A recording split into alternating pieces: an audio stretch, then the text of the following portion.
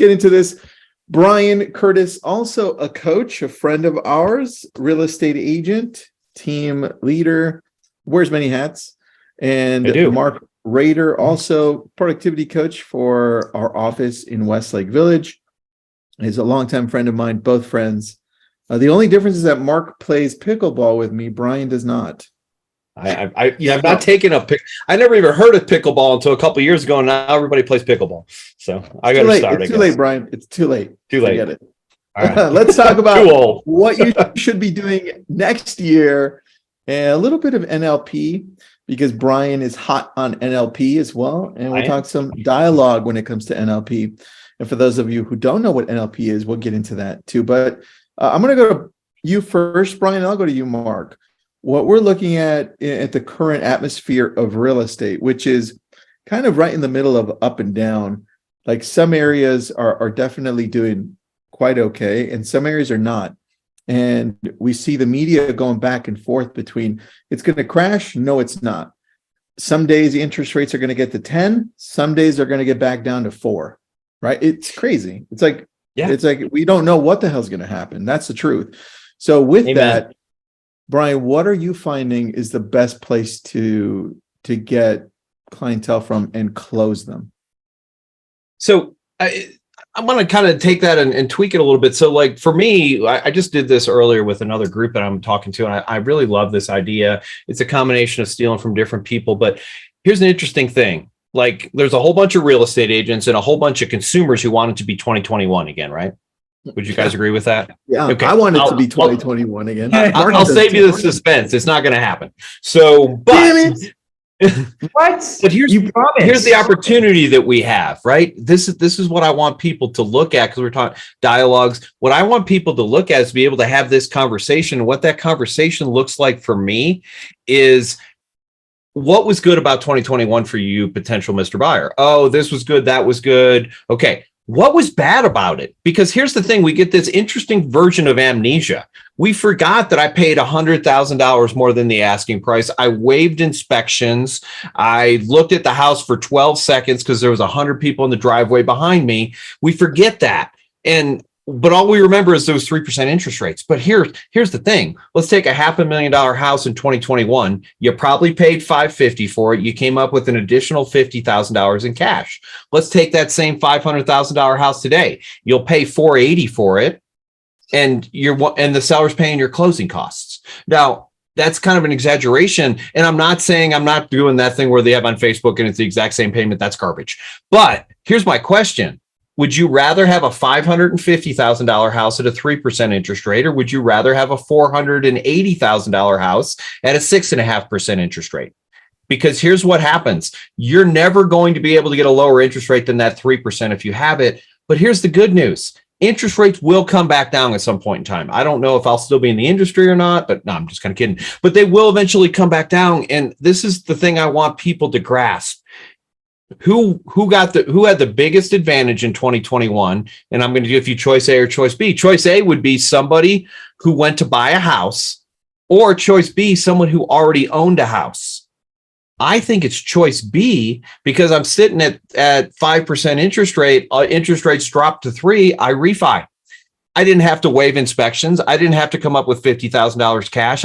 So my point is this: if you own a house, it gives you the flexibility to do what is ever in your best interest. As long as that house has a comfortable payment and it fits your needs, you're in the best position. You can sell it, you can keep it, you can rent it, you can drop your interest rate. If you're a renter, you're just kind of hoping for this ideal situation. And I don't know about you guys, but I've been looking for the ideal situation to make millions for years, and I've never found it. Like, buddy of mine introduced me to Bitcoin when it was $250 a coin. I didn't buy any because that seemed like a lot for something that wasn't real, right? Wish that I bought some. I think we have to show these comparisons to our buyers too. Like, look, guys, this is it. And sellers, the other thing I would say about sellers, and my piece of advice here for people who are working with sellers, hopefully you are, is it comes back to the same thing it was 4 years ago, 3 years ago, whenever it was regular. What's your motivation? People are going to have to sell. They're going to get divorced. They're going to get married. They're going to have kids. They're going to want a bigger space. All these things are still true. It's just not this insane demand. So that's where I'm at. We have to create urgency, which we didn't have to do for 2.5 years. We're going to have to create urgency and move forward. But I think my number one favorite thing about 2023, you will be able to differentiate yourself if you have skills.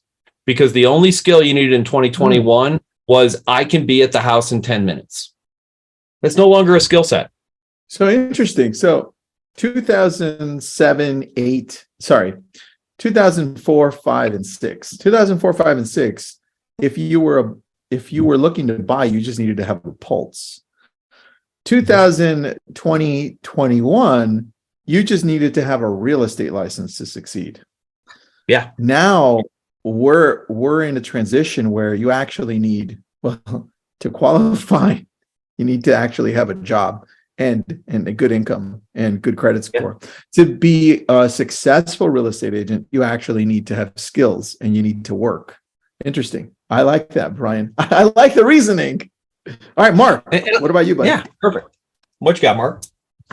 Yeah, no, I think right now it's an opportunity to watch agents fizzle out, which is honestly kind of like, trimming out the ones that don't belong right to the business, that aren't married to it, like, individuals who use this as an actual career. I think one of my biggest letdowns is whenever I lose to, mom, dad, sister, cousin, uncle, that's a realtor. Those are almost, the hardest ones to win over. So if they fizzle out, guess what? That's more chances for me. It's more chances for you. It's more chances for everyone in this webinar that's a full-time agent. So, I see it as an option to really hone in on your craft and your skills, explore them a little bit more, especially with a little bit more breathing room in this market. And, just really critique your own self and grow. Okay. I like that, man. And look, as you're listening in, I'd like to know what is working for you in the audience. So let us know in the chat. Are you working with past clients? Is that where you're getting your leads from? Online leads, social media, door knocking, open houses? What does that look like? As we're doing this, I get a text from Mark, Brian, and Mark says, just so you know, he goes, "Hey, I just submitted 2 offers during this coaching session, just FYI." And I'm like, yeah, that's funny. Yeah, market sucks. You know what? I just found out that the client's son just quit real estate. So no, I'm just kidding. Oh, that's funny. That's funny. But I told Mark, I go, "Mark, but can you DJ while you coach?" That's the question. Should we try? No, don't try it. That's a different webinar, Mark. I'm going to go back to both of you, but first I want to see what's working for everybody. Mark put in, good job, Mark, online leads and Sphere. That's definitely working for us. Taryn, what's up, Taryn, again? Sphere. Elizabeth, open houses and online leads. That's a great combo that's working. Yep. James Hayden, leads and past clients. I like that. James, I'm assuming when you say leads, it's online leads. I'm not sure though, so that's just an assumption. I like Jacobs. You got to read Jacobs. Oh, wait. Jacob. Ha! You know what? It's true though, because he's on our team. I watch him. This guy's a pro at creating relationships. It's interesting. That's a whole nother lesson. Jacob, we need to have you on so we can go over that whole lesson. The only problem though is that he purposely loses. He does. He does such a great job. Such a great job. Down under respect. Brian, he's our connection to Jamie Foxx, by the way, Jacob Stieg. Oh, nice. Okay, cool. So, hey, I want to add, I put online Sphere past clients, but I want to add, and I think this is something that's working really well, is letters, believe it or not. So we'll send out 500 letters right now to sellers, and we're getting about 7 to 12 incoming phone calls from that. Now, none of them are come list my house today, but it builds up and you build relationships. And that's something that has worked really well. I use yellowletterscomplete.com for what that's worth. Yellowletterscomplete.com. Can you take me through that really quick? What does that look like? So my letter says this: I've got a buyer who's interested in buying a house, who might be interested in buying your house. If you are interested in selling, call me, and a phone number. That's the entire letter. It's mail merged with, the person's name. They're handwritten notes or handwritten envelopes. They use a machine, I'm sure, but they're handwritten envelopes. They actually mail you the box. So if I buy 500 of them, they mail these boxes to us that have all the letters in them with all the people's addresses and all mail merged inside of the letter. And then we take them to the local post office. They do a local post stamp on them, so it doesn't look like it came from California or Colorado, because I live in Arkansas, because our team's in Arkansas. So, but that has worked really well, and it's building up a database of serious people. Some people call and they get irritated. You don't have a buyer wants to buy. No, we've got a list of about 20 people who are looking in your neighborhood. So, you got to be a little bit, persuasive when the phone call comes. What's the name of your buyer? That's not, that might be challenging, but most of us have databases. And for any house in my market that someone wants to sell, I got somebody who made an inquiry. So, Brian, what's the website to that? Because I know Jacob Stiegel's looking for it right now. Would you like me to put it in the chat? Yeah, put it in the chat. Oh, Angela, what's up, Angela? Oh yeah, Angela wants it too. Now we all need to use it, Angela. So that's actually a really good idea, Brian. There it is. And so by the next call, Brian, I expect you to start a yellow letter company, though. There you go. Well, and here's the thing you guys can do too. If you want to know what campaign, just say, hey, I heard about this on Lab Coat Agents. Brian Curtis would do that. I don't get anything for this. We want the same campaign he's running. And you can feel free to do that. I don't mind. I don't mind. Feel free. Drop Brian Curtis's name and then just mention Lab Coat Agents. I love that. Elizabeth says that they'll send you a free sample pack. What is that? Is that with the yellow letters? Interesting. Well, I'm learning something. I'm being coached, Elizabeth. Look at that. Thanks for being on, Brian. And by the way, there's yellowletters.com, and there's nothing wrong with them. I don't know anything good or bad about them. This is yellowletterscomplete.com. Different company, very similar. Mark. All right, let's get into dialogue. We've got about 15 minutes, and I think, and I know you all agree with me, a dialogue is probably the most important piece to everything we do on a consistent basis. Just proven just from even Jacob's post where he picks up people from Instagram and pickleball, which is funny. Mm-hmm. Pickleball. The dialogue is extremely important, and I want to start off with Brian and then go to you, Mark, because Brian just went through this whole week-long NLP deep dive. Can you first, Brian, explain what NLP is and then how you're using it in connection with speaking to people that can be our clients? Yeah, so I'll give you a very short version. NLP stands for Neuro-linguistic programming. It was invented about in the early 70s. It's all about modeling. So in other words, the concept is the two gentlemen who created it said, I want to go and look at what somebody's doing really well, understand how they're doing it really well, model it, and teach other people to do it. So on the communication side, there's two relatively famous people that they modeled. One is a guy named Milton Erickson. Milton Erickson was a psychotherapist. He was actually an MD, PhD. He's got more degrees than a thermometer, but he was also a hypnotherapist. So what people would come into Milton Erickson's office and he would literally tell them to take a hike. And what I mean by that is there's a mountain in Phoenix that he would tell people to climb. There's a plaque at the top of it that has his name on it because he sent somebody up this peak. And so they're looking and like, this guy's been in your office for 5 minutes and you're telling him literally to take a hike, and he goes, okay, and goes and does it. That's insane. How are you doing it? So the very first thing I would say that I think a lot of us are messing up, and I would include myself in this prior to studying some of this stuff, is if you ask 100 real estate agents how you build rapport, 99 of them are going to tell you that you have to go out and model, you have to basically find things in common. Oh, you went to college at Berkeley, so did I. You went to those are the things. And by the way, that is one of the ways to build rapport, but it's a lot of work. And also it kind of feels like the Spanish Inquisition to me. Like if you're banging on people, I don't do that. Eventually I will, but that's later. So I will say this, if you don't know how to do this, we can do an entire webinar on this at some point in time. Rapport is about mirroring and matching. And that's one of the things I figured out from Milton Erickson. He could mirror and match people very quickly. And what's mirroring and matching? Basically just doing the same body emotions that you're doing. So, like Mark went like this and I would go like this. Mark wouldn't notice that unless he's trained and is trying to pay attention. 99.9% of people aren't. And before we know it, we're in rapport we don't know. So that is a big thing what NLP is about. And the other thing is it's all about language patterns. So, understanding the language pattern this person's has. So many people handle objections by this. Like I've seen it in lab coats, for example. Somebody puts up an objection. The first thing somebody says is, no, that's not right. Well, I don't know about you guys, but I'm not super fond of people telling me I'm wrong. It's just not one of my favorite things. So, understanding that, first of all, even if you were in rapport with that person, it breaks rapport.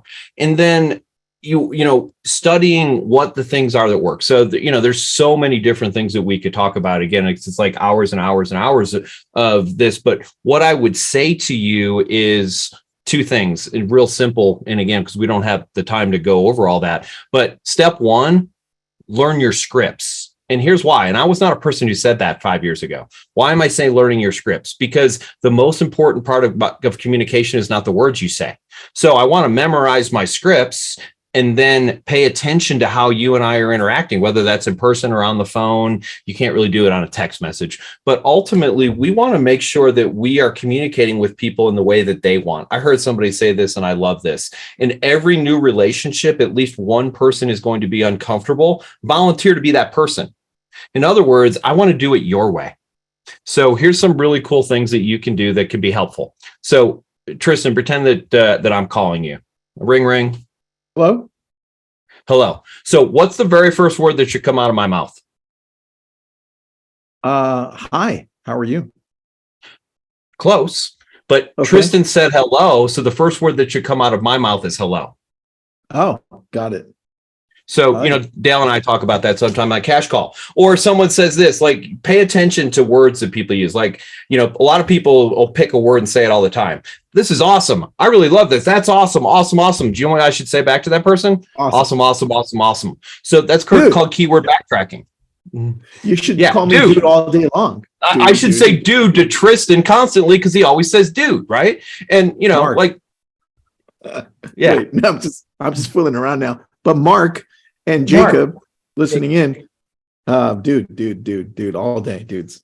There you go. And why? Because now you're a person who's like me, and I like people who are like me. And by the way, that actually happens on a neuron-based level. There's a thing called mirror neurons. But, that's a fun thing too. So here's where I think we really need to pay attention. First is understanding that objections, because that's what we're dealing with, right? So memorize your intro scripts is my first rule. Like memorize what you're going to say at a phone call. And that should be different. A Zillow intro script should be different than a pay-per-click intro script, right? Those are different leads. They're a different point of the funnel. And then you get to pay attention and listen to what that person says. And you notice that in the middle, I'm not telling you to learn a bunch of scripts. I'm telling you to learn an intro script and an exit script. And what I'm going to say when I get off the phone to make sure I button that person up. I don't need you to memorize everything in between because guess what? The buyer and seller aren't getting the script anyway. But that's a really huge part about it. And I want to be like them. I want to model their behavior so they feel comfortable. We've all heard this. People would do business with people they know, like, and trust. So how do I get that? I be like you and you're going to like me, whether you want to or not. Like that happens at a very subconscious level based on survival, actually. So that was a big, long answer. I could talk dialogues. I can talk this, but I don't want to steal all of our time here. But, the number one thing that I think that each and every one of us can learn is a little bit how to build some rapport so that when we get in a conversation with somebody, people will listen to us. Because if you and I aren't in rapport, you can say the most brilliant thing in the world and I'm not going to believe you. I don't like you. I think you're a jerk. I think you're an idiot. I think you're a salesperson, whatever verbiage I want to do. But if we're in rapport, be like, man, let me tell you what's really going on here. You're like, yeah, tell me about that. I believe you. I like you. I trust you. And if you don't have that, I can give you every closing technique in the world and it won't work. This is why, Brian, it doesn't work when we're in conversation with somebody, we're talking to online lead and we're trying to explain to them that that's not how it works. And we're already argumentative. It's like, it's never going to work. Mm-hmm. That's so true, man. Really good point on there.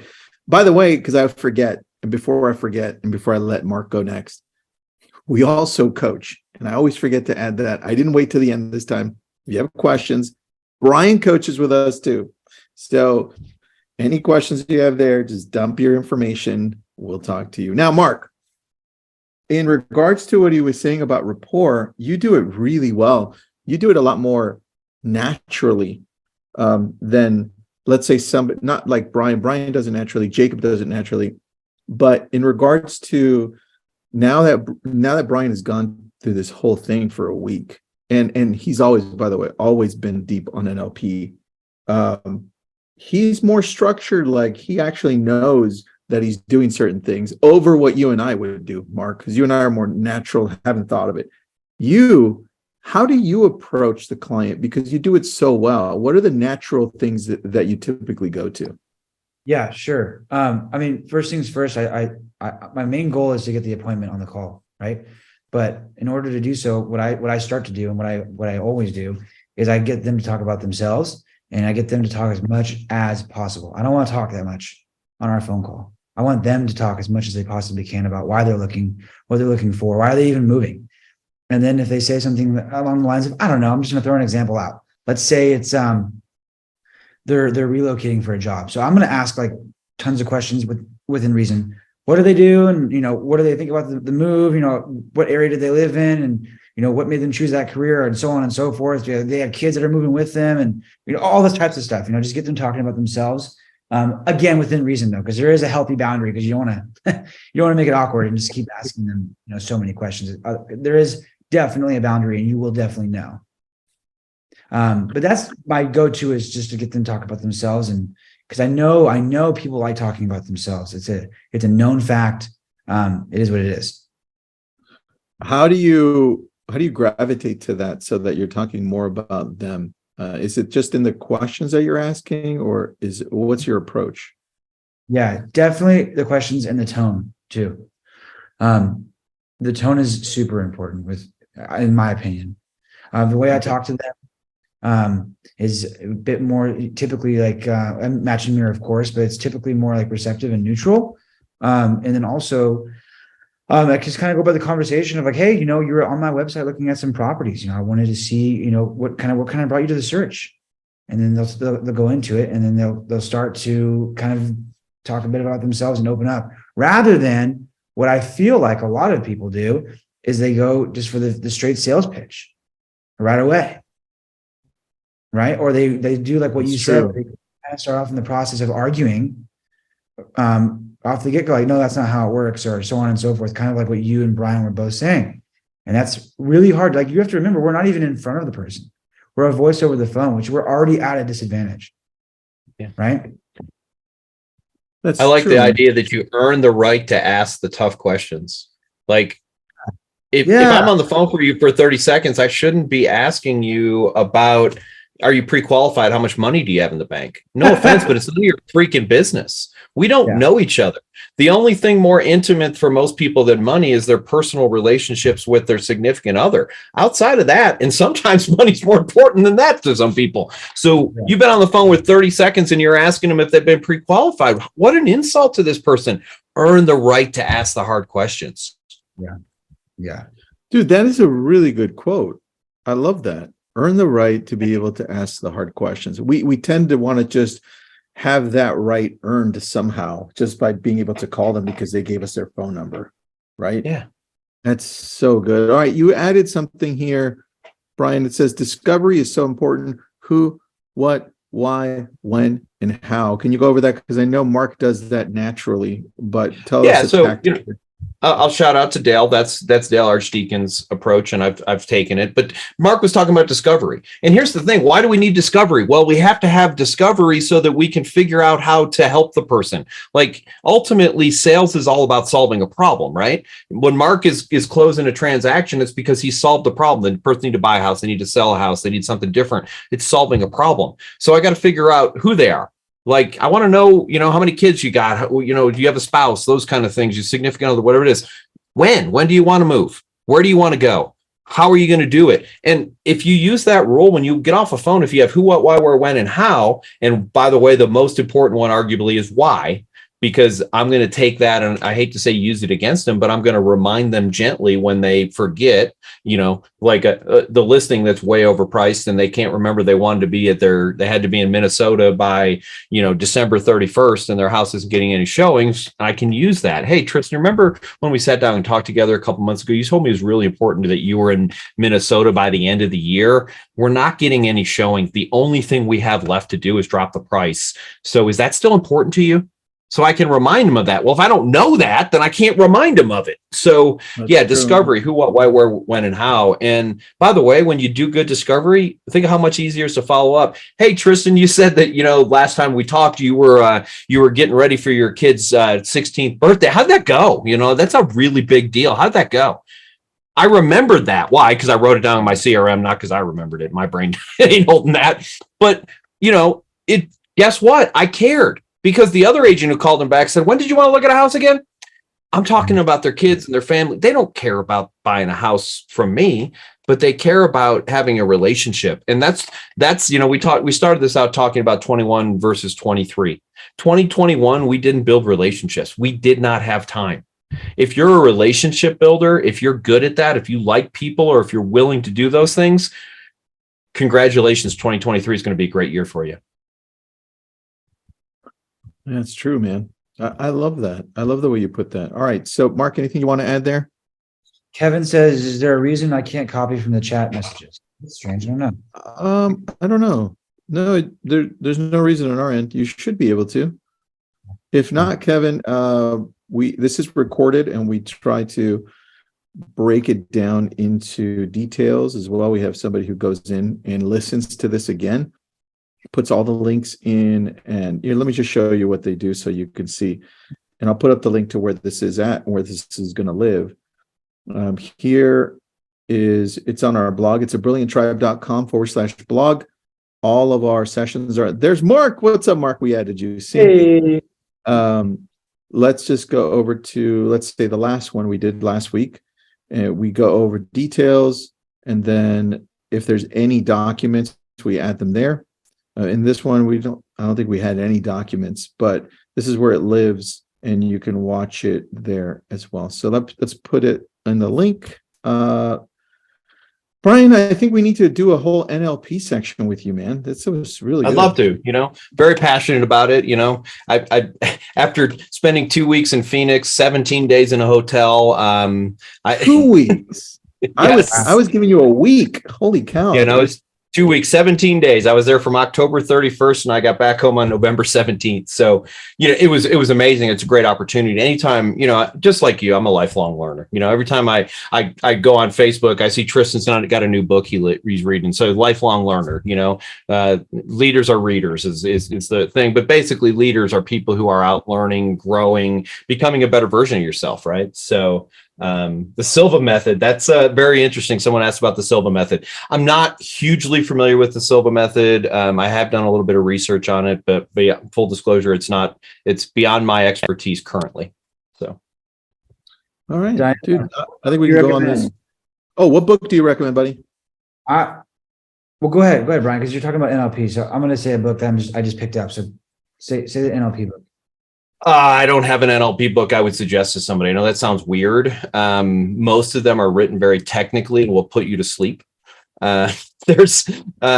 But I'll name some people out there who, John Grinder and Richard Bandler are kind of the inventors of NLP. I work with a guy named Dr. Matt James. If you want to follow some of his stuff, you can get a lot of free stuff from him. And NLP is a lot more than just about language. Language is about 20-30% of what NLP, but there's a lot more to it. I don't have a good NLP book. I know that sounds like a weird thing to say. There's just not a ton of them out there because they were written. The original book is called Structure of Magic, Volumes 1 and 2. And if you read that whole thing, I'm impressed because it is not fun. So, but there's NLP.com is a great website to get some information from. They have some free resources there. And I think for $100 a year, you can get a lot of their resources. But unfortunately, I don't have a good book. I'll work on it. Brian's going to write one. And until then, check out The Go-Giver. It's really good. Great book. Great book. I'm reading it again for the second time. So that's a good one, Diana, if you want to check that one out, The Go-Giver. That's a good one. That's a good one. I will throw in, just since you just books in general, books that I really like. I'm going in here. Here's a book that's NLP kind of related. It's a book called Peak, by Poole and Andreas. That's a pretty good book. And then I like the Alter Ego is one of my favorite books too. For any of you guys who are out there struggling with this concept, the concept of I'm not a salesperson, I'm not this, I'm not that. The Alter Ego is all about how to create a different persona that you can use in different situations. And they talk about a lot of famous people in there. Beyonce, believe it or not, has stage fright. So she creates a different alter ego when she goes on stage. So, which could be a very powerful thing for sales. Like if you're a very shy person and you're trying to sell something, that could be a challenge. So Alter Ego is a great book. I love that, man. All right. A lot of good stuff on this one. Some great information underneath on this end. Thanks, guys. I appreciate this one. This was very collaborative. I learned some stuff. Brian, I'm going to pick your brain on the yellow letters. Mark, I'll see you at pickleball. Brian, one day you can play with us. Someday I'll be good enough to play pickleball. Yeah. One day. Thanks, everybody. Thanks, guys. Brian, Mark. See you Later.